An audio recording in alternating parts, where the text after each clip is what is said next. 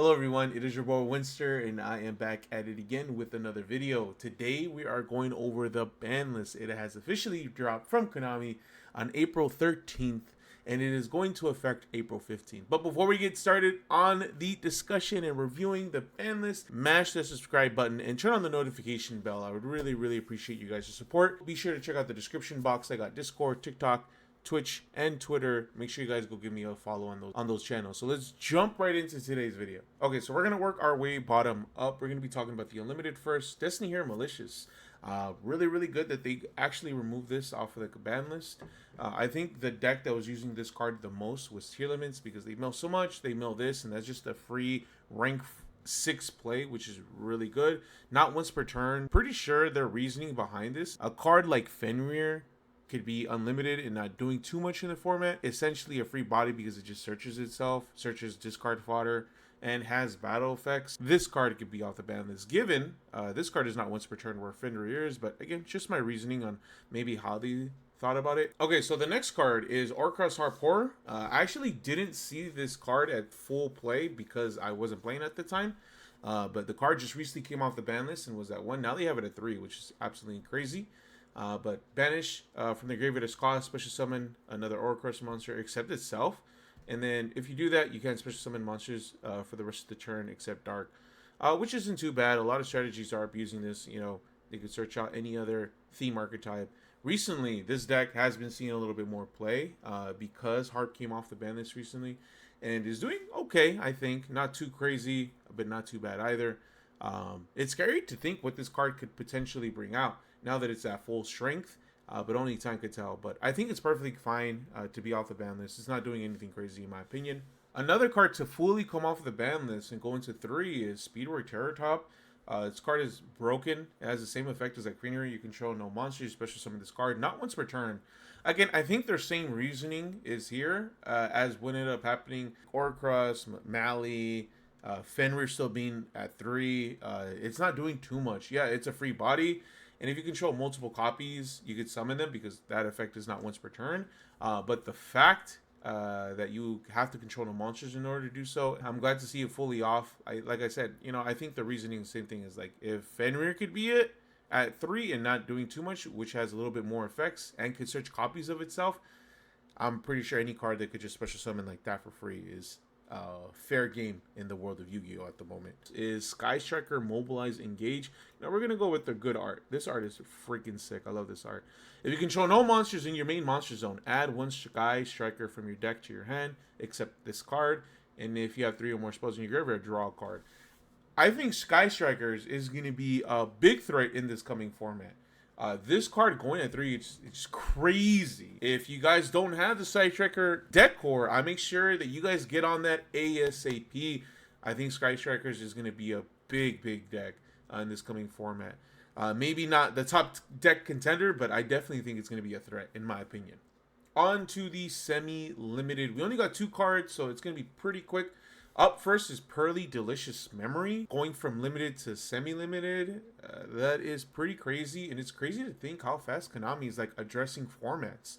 For example, like Terrortop, I think that was just like last ban list to 1. Now it's fully unlimited. So Konami hopefully is giving us a good sign that they're going in the right direction. They're listening to the community, listening to the players, really looking at the formats as they're getting developed and built. Yes, it sucks. I'm not the biggest fan of Pearly. Maybe I'm a little biased. I'm not the biggest fan of Pearly. I'm a little worried, but it's not at 3, so it does hurt the consistency a lot of the deck. But it's also a good sign, double-edged sword, that Konami's looking at the format, listening to us, listening to the people who play their card game. And then the next card is Armageddon Knight. I honestly forgot what this card did. I had to look it up, but it went to semi-limited. Its effect, when this card is summoned anyway, you can send 1 dark monster from your deck to your graveyard. The deck that really screams out this card is going to be Tier Limit. It's just another Rhino Heart, right? Normal something, and then you mill. But this normals, and you just mill any tier name that you need in the grave, which is pretty good in my opinion. Is it going to be a staple? I don't know, but I do think they might be playing this. This is pretty good, We got the limited list. There are a lot of cards that went to 1, cards that were at 3 went to 1, cards that were bad went to 1. So I want to talk about them. A lot of them, I apologize, guys, I wasn't playing at the time, But let's go ahead and go one step at a time. Magic Spectre Kieran is on screen. I don't know what it does. So during either player's turn, you could target one pendulum monster in your monster zone, and one monster your opponent controls, return them to the hand. You can only use each effect of this card once per turn. Cannot be destroyed or cannot be targeted or destroyed by your opponent's effects. That's actually pretty good. I think it's pretty slow right now. I could be wrong. I don't know anything about Pendulum. I think that's like one aspect about Pendulum or Yu-Gi-Oh! Coming back to the game, right? Because I was gone for so long. And only recently, the last 3 years, maybe 2.5, that I was really playing competitive. Anything before that, I don't know, guys. I came at the peak of Tri Brigade. Yeah, I didn't know what was going on. So this is definitely before my time. But and then target one pendulum monster in the monster zone and then send them both. Pretty good, pretty good. And I'm sure there's an easy way to summon this. But yeah, hopefully you guys are happy about that. I know a lot of people wanted this card off of it. Okay, so the next one that went to 1 is Archmenius. I don't know, Archmenius Protos. Okay. This card is, oh my god, there's a lot of level 11 Worm Dark Effect Monster, 25 attack, 3k defense. This card cannot be normal summoned set, must be special summoned from your hand by banishing 3 monsters with different attributes from your graveyard and or face up on the field. Okay? Cannot be destroyed by card effects. You declare 1 monster attribute on the field, destroy all monsters on the field with that attribute.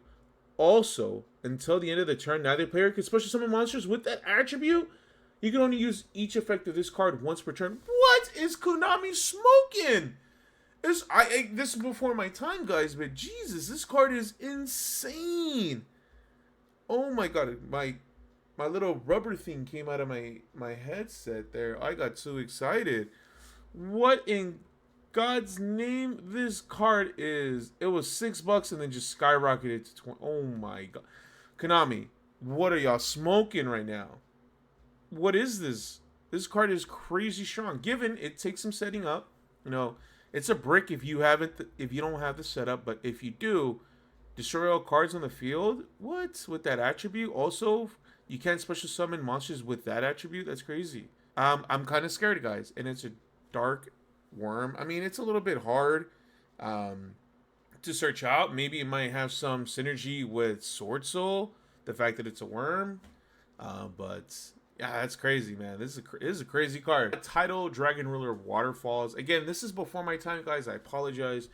If this card is in your hand or graveyard, you can banish the total of 2 water and or dragon type monsters from your hand and or graveyard, except this card. Special summon this card. Wow. During your opponent's end phase, if this card is special summoned, return it to the hand. You discard this card and 1 water monster to the graveyard. Send 1 monster from your deck to the graveyard. So, yeah, I mean, I don't know how you would use this, but that's pretty good. And tier, man, they just need any kind of support they need. So, again, I'm worried. I'm worried about tier.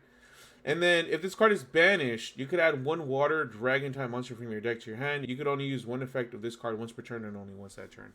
That card has a lot of synergy. The fact that it's a dragon already gives you a lot of support. I'm really interested on what people are going to be cooking up with this card. If there's a way to get this into the tier deck some way with the water monster, and they're just going to be milling, baby, and they're going to start popping off. So I'm pretty excited. Okay. We got Thunder Dragon Colossus. This card is must be either fusion summon or special summon during the turn a thunder monster effect was activated in the hand by attributing 1 thunder effect non-fusion monster, in which case you do not use polymerization. Cards cannot be added from the main deck to your opponent's hand except by drawing them. If this card would be destroyed by battle or by card effect, you could banish 1 thunder monster in your graveyard instead. Okay, not once per turn protection is pretty crazy. One-sided draws, pretty nuts. The fact that this is 1, it's pretty scary. I'm sure that we're gonna find a way, but yeah, I'm excited to play against it. Hopefully, I love the art, and I remember when I was outside of Yu-Gi-Oh, looking from the outside in, and I would see Yu-Gi-Oh, and I'm like, oh well, the Thunder Dragon stuff looks like pretty interesting, you know. At the time I wasn't playing, I really didn't know what I was saying, but yeah, that's crazy that this card is unbanned. Okay, so up next we got Chicken Game. Again, I wasn't playing during this era, but my roommate at the time would tell me how much he despised this card. And what are you guys doing, Konami? You guys banned Mystic Mine just to unban this? The player with the lowest life points takes no damage. Once per turn during the main phase, the turn player can pay 1,000 life points to activate one of these effects. Either A, draw a card, or B, destroy a card, or C, your opponent gains 1,000 life points. Neither player can activate cards or effects and respond to this effect's activation. That is freaking crazy. Like another stall card. There's ways to search this out. Meta Noise, Demise of the Land, Terraforming. Like Konami, man. I was praising you at the beginning of this video, but then you take one step forward and then 5 steps back. I do not want to play against this.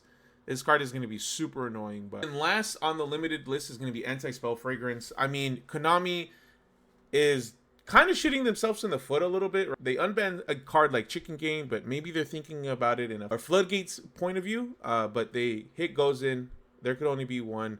Now they're hitting Anti-Spell. That's pretty good, if you ask me, in my opinion. Yeah, this shuts down like a third of the game, or not shuts down completely, but really slows it down. But again, steps in the right direction. People are only going to abuse Floodgates, so Konami at least is addressing them. Now, onto the best part of any kind of ban list. We got the ban cards. We got 4 big ones on this one. We got Link Karibo as the first one. This card is phenomenal in the Snake Eye strategy. Summon Poplar, activate effect, link it off. Summon Karibo, summon the Poplar, use original Sinful Spoils that you search out with the Poplar, send the Link Karibo, you get the body. It's just so crazy. Now your Snake Eye Ash is going to be able to resolve, because if they try to like target negate it with like effect or imperm, you're just going to activate Link Karibo, which is crazy. This card was really, really good, and I could definitely see why I ended up getting banned. And on top of that, this points the game into the right direction. Konami's fully aware of how strong Snake Eye is, and they're like, okay, well, let's get rid of a piece of your what you have available. And yeah, I'm excited that they hit something this soon.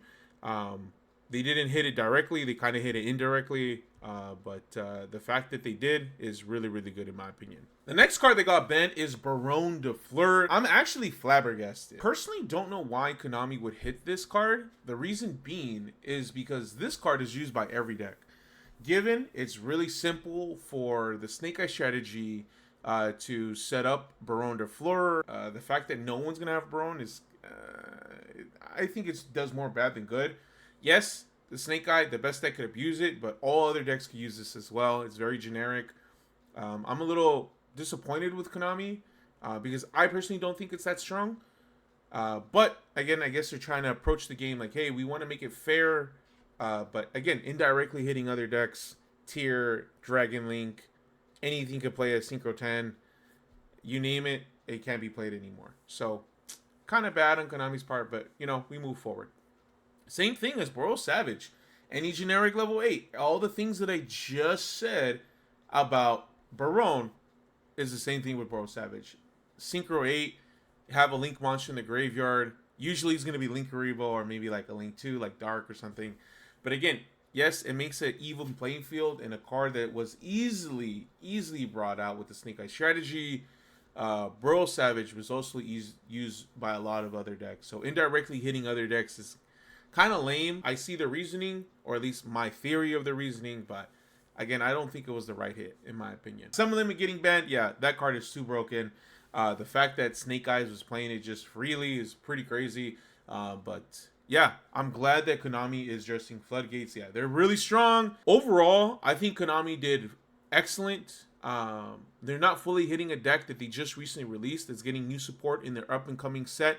And 2 weeks from this list dropping, it would make no sense for them to hit Snake Eyes, but I do expect Snake Eyes next format to be completely demolished. But I want to get you guys' opinion on this. Let me know in the comment section. Is this a bad ban list? Is it a good ban list?